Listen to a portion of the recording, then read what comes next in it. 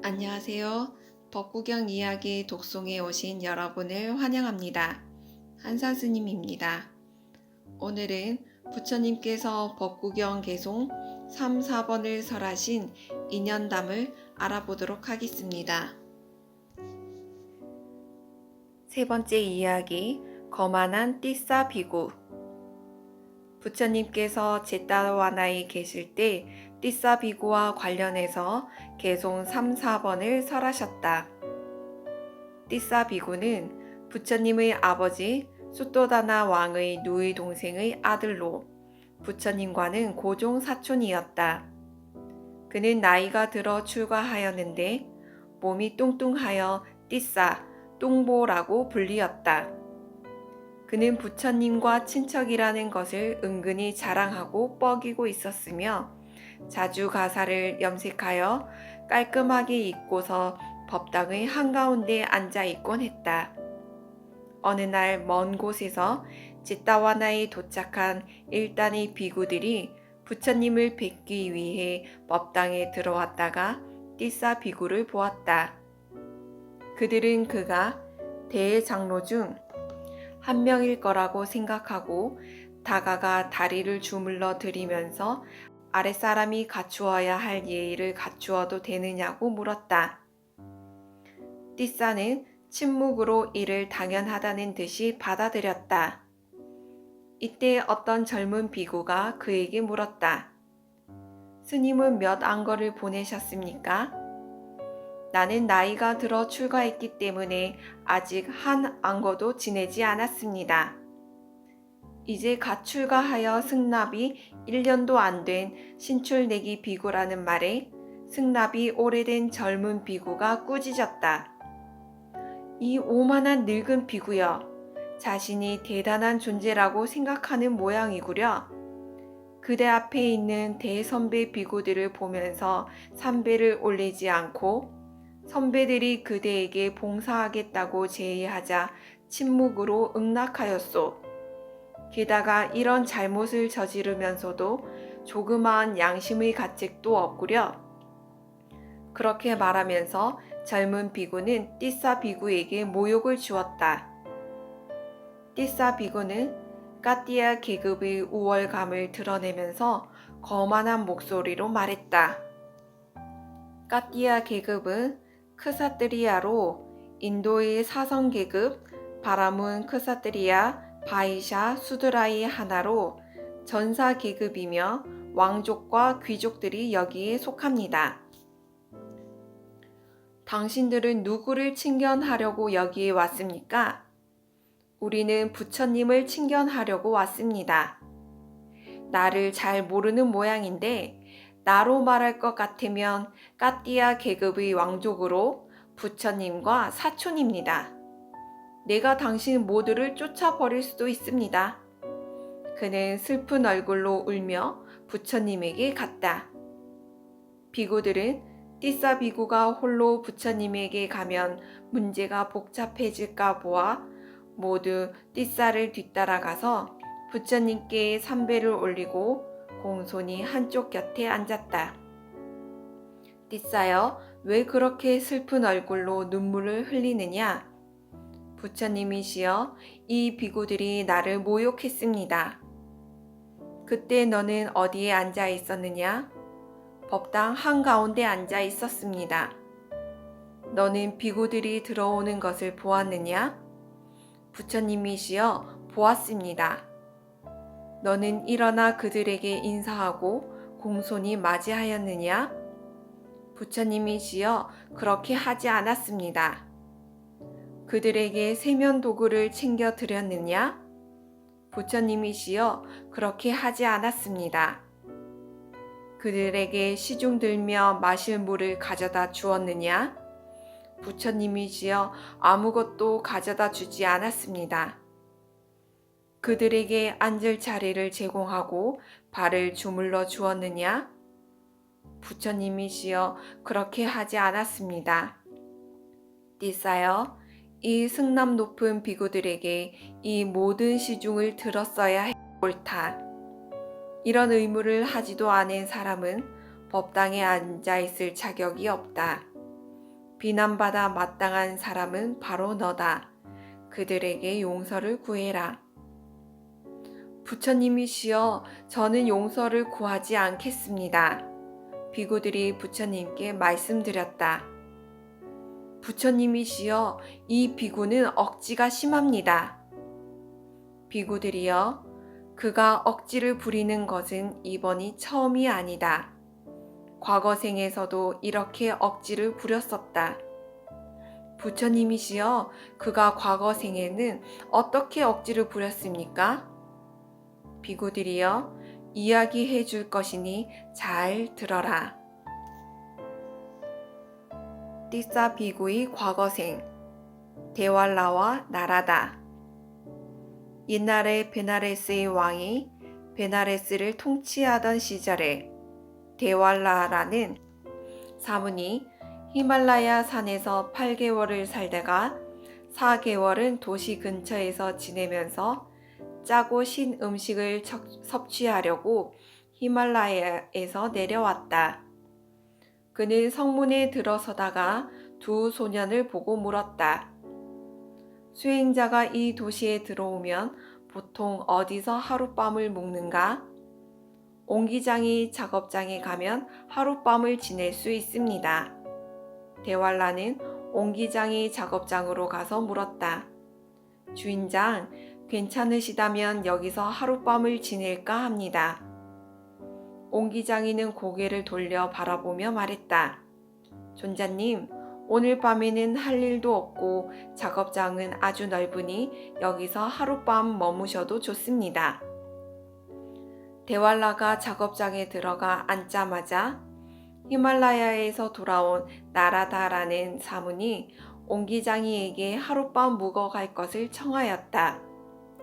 먼저 온 사문이 나중에 온 사람과 함께 머물고 싶은지 그렇지 않은지 알 수 없으니 일단 책임을 면해야겠다. 옹기장이는 이렇게 생각하며 나중에 온 사문에게 말했다. 존자님, 먼저 온 사문이 있으니 그분이 좋다고 하신다면 하룻밤 머물 수 있습니다. 나라다는 데왈라에게 가서 말했다. 존자시여, 괜찮으시다면 여기서 하룻밤 묵어갈까 합니다. 작업장은 아주 넓습니다. 들어오셔서 한쪽 귀퉁이에서 하룻밤 머물다 가십시오. 나라다는 들어가서 먼저 온 사문 뒤에 자리를 잡고 앉았다. 둘이는 서로 간단하게 인사를 교환했다. 잠잘 시간이 되자 나라다는 데왈라가 누운 곳과 문의 위치를 주의 깊게 살펴보고 자리에 누웠다. 그러나 데왈라가 잠을 자려고 누울 때 처음 있었던 장소에 누운 것이 아니고 문으로 곧장 나가는 길목을 막고 가로로 누웠다. 자정이 지날 무렵 나라다는 소변을 보려고 일어나서 문의 위치를 대충 짐작하고 걸어 나가다 데왈라의 묶인 머리털을 밟고 말았다. 데왈라는 흥분해서 소리쳤다. 누가 내 머리털을 밟는 거야? 나라다가 죄송해서 어쩔 줄 모르며 대답했다. 존자님, 접니다. 경솔한 사문 같으니라고. 당신은 내 머리털을 밟으려고 숲속에서 내려왔는가? 존자님이 여기 누워있다는 것을 몰랐습니다. 죄송합니다. 나라다는 몹시 아픈 듯이 신음하는 채하는 데왈라를 내버려 두고 밖으로 나가 용물을 보았다. 데왈라는 그 순간 나라다를 괴롭힐 궁리를 했다. 그가 들어올 때 또 나를 밟도록 해야겠다. 데왈라는 몸을 돌려서 발이 있던 곳에 머리를 두고 누웠다. 나라다르는 들어오면서 생각했다. 조금 전에는 존자님의 머리 쪽을 지나가다 다치게 했으니 이번에는 다치지 않게 발 쪽으로 지나가야겠다. 나라다가 들어가다가 결국 데왈라의 목을 밟고 말았다. 데왈라가 흥분해서 소리쳤다. 누구야? 나라다가 당황해하며 대답했다. 존자님, 접니다. 경솔한 사문이로군. 아까는 머리털을 밟더니 이번에는 내 목을 밟다니. 나는 당신을 저주하겠다. 존자님, 저희 잘못이 아닙니다. 난 당신이 그런 자세로 누워있다는 것을 알지 못했습니다. 먼저 번에는 당신을 다치게 했으니 이번에는 다치지 않게 하려고 발 쪽으로 지나가려고 했던 것입니다. 죄송합니다. 경솔한 사문이여, 나는 그대를 저주하겠다. 용서하십시오, 존자님. 그러나 데왈라는 나라다가 용서를 구함에도 불구하고 저주를 내렸다. 수천의 빛을 비추고 타오르는 열기를 지니며 어둠을 몰아내는 태양이 내일 새벽 지평선 위로 떠오를 때 그대의 머리가 7조각으로 갈라져 버릴지어다. 나라다는 데왈라가 너무 심하다고 생각하면서 말했다. 존자님, 이것은 제 잘못이 아니라고 말씀드렸고 용서를 구함에도 불구하고 저주를 내리시다니. 죄 없는 사람의 머리가 아니라 죄 있는 사람의 머리가 7조각으로 갈라질 것입니다. 나라다도 저주를 내렸다. 수천의 빛을 비추고 타오르는 열기를 지닌 어둠을 몰아내는 태양이 내일 새벽 지평선 위로 떠오를 때 죄 있는 사람의 머리가 7조각으로 갈라져 버릴지어다. 나라다는 큰 신통력을 소유하고 있어서 과거 40겁의 전생을 기억할 수 있는 숙명통과 미래 40겁에 일어날 일을 예측할 수 있는 천안통을 갖추고 있었다. 그는 내일 새벽에 누구에게 저주가 내릴지 예측해보니 데왈라에게 저주가 내린다는 것을 알았다. 그는 데왈라가 불쌍하고 측은하게 생각되어서 신통력으로 태양이 떠오르지 못하게 했다. 태양이 떠오르지 않자 시민들이 왕궁의 앞에 모여서 울부짖으며 외쳤다. 폐하, 태양이 떠오르지 않습니다. 폐하는 우리들의 왕이시니 우리를 위해서 태양이 떠오르게 해주십시오. 왕은 자신의 생각과 말과 행위를 회상해보며 자신에게 무슨 허물이 있어 이런 재앙이 생겼는지 찾아보았다.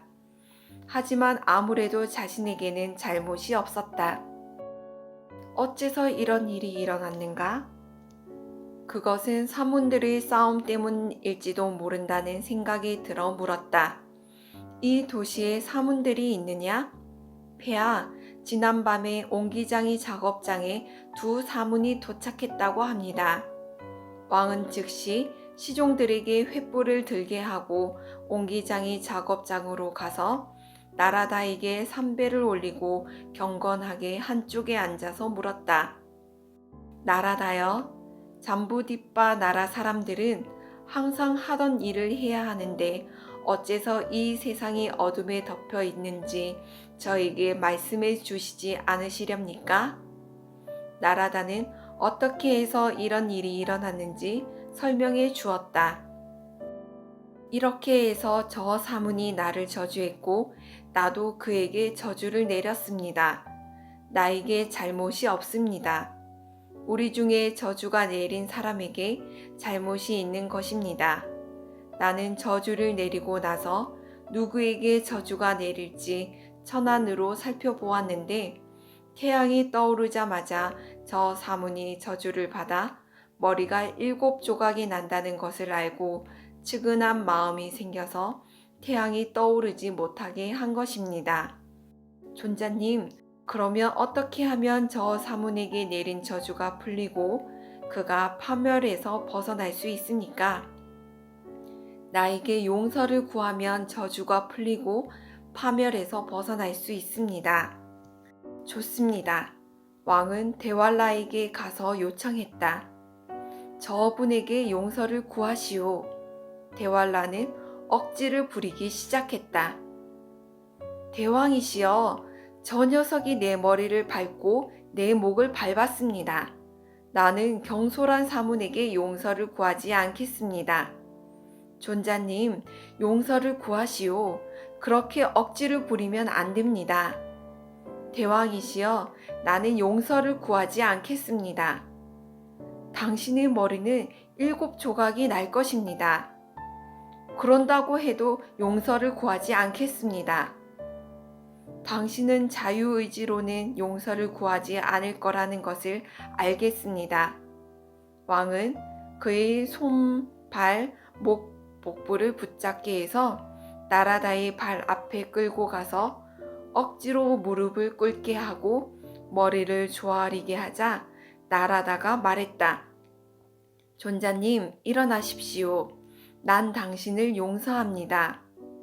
대왕이시여, 이 사문이 자유의지로 용서를 구하지 않는 한 저주가 풀리지 않습니다. 그를 가까이에 있는 호수에 데리고 가서 진흙덩이를 머리에 이고 목까지 물에 잠기게 하고 서 있게 하십시오. 왕은 그렇게 했다. 나라다는 데왈라에게 말했다. 존자님, 내가 신통의 힘으로 태양이 떠오르게 하겠소. 그 순간 물속으로 깊이 잠수해서 다른 곳으로 나와서 가도록 하시오. 그때 태양이 지평선 위로 떠올라 머리에 이고 있는 진흙덩이를 비추는 순간 진흙덩이는 7조각으로 갈라졌다. 데왈라는 얼른 물속으로 잠수해서 다른 곳으로 나와 도망치듯 달아났다. 이것이 과거 생에 있었던 이야기이다. 비구들이여, 그때의 왕은 지금의 아난다이고 데왈라는 지금의 띠사이고 나라다는 지금의 여레이다. 그때에도 띠사는 그렇게 억지를 부렸었다. 부처님께서는 이렇게 말씀하시고 띠사에게 훈계하셨다.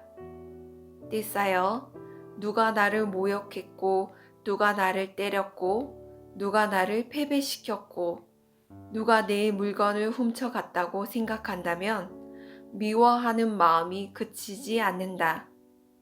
그러므로 그런 생각을 품지 마라. 그런 생각을 품지 않으면 미움은 그치게 되느니라. 이렇게 말씀하시면서 부처님께서는 개송을 읊으셨다. 그가 내게 욕을 하고 나를 때리고 나를 패배시키고 내 물건을 훔쳤다. 이렇게 앙심을 품는다면 그 원한은 고요해지지 않으리라. 그가 네게 욕을 하고 나를 때리고 나를 패배시키고 내 물건을 훔쳤다. 이런 생각을 품지 않으면 그 원한은 고요해지리라. 법구경 3번, 4번 개송의 법정스님 번역본도 읽어보겠습니다. 그는 나를 욕하고 상처 입혔다. 나를 이기고 내 것을 빼앗았다. 이러한 생각을 품고 있으면 미움이 가라앉지 않는다. 그는 나를 욕하고 상처 입혔다. 나를 이기고 내 것을 빼앗았다. 이러한 생각을 품지 않으면 마침내 미움이 가라앉으리라. 오늘의 독송은 여기까지입니다. 우리는 나를 욕하거나 비난하거나 내가 가진 재산을 빼앗아 가거나 나를 지도록 만드는 사람을 만나면 화를 내고 똑같이 욕을 하거나 비난하거나 재산을 빼앗으려 하거나 그를 이기려고 합니다. 거만한 띠사 비구처럼 우리도 과거 생에 다른 사람에게 저지른 행위로 그러한 과보를 받는 건지도 모릅니다. 이러한 상처받는 일을 당할 때 미워하고 원망하는 생각을 품는 것은 아무런 도움이 되지 않습니다. 그러한 생각을 품지 않고 놓아주면 원한의 연결고리를 풀 수 있는 좋은 기회가 될 수 있습니다. 아직도 마음속에 나를 상처 준 사람을 용서하지 못하고 원망하고 있다면 오늘 용서하는 큰 마음을 내보시기 바랍니다. 아마 제가 이 말을 했을 때 마음속에서 떠오르는 사람이 바로 그 사람입니다. 어쩌면 용서를 받아야 할 사람은 내가 아니라 상대방인지도 모릅니다. 우리는 긴 인연의 관계를 보지 못하니까요. 알게 모르게 지은 미움의 인연을 정리하고 정화하기 위해서 호호포노포노를 해보시는 것도 좋은 방법이 될 수 있습니다. 호호포노포노는 하와이언들이 내면의 정화, 치유 방법으로 미안합니다. 용서해 주세요. 감사합니다. 사랑합니다. 이 네 문장을 내 눈에 보이거나 안 보이는 모든 존재들을 향해 계속해서 말해주는 것입니다. 아주 간단한 문장이지만 아주 큰 치유의 효과가 있으니 직접 해보시기 바랍니다. 미안합니다. 용서해 주세요. 감사합니다. 사랑합니다. 오늘 벚구경 이야기 독송은 여기까지입니다. 함께 해주셔서 감사합니다. 사랑합니다.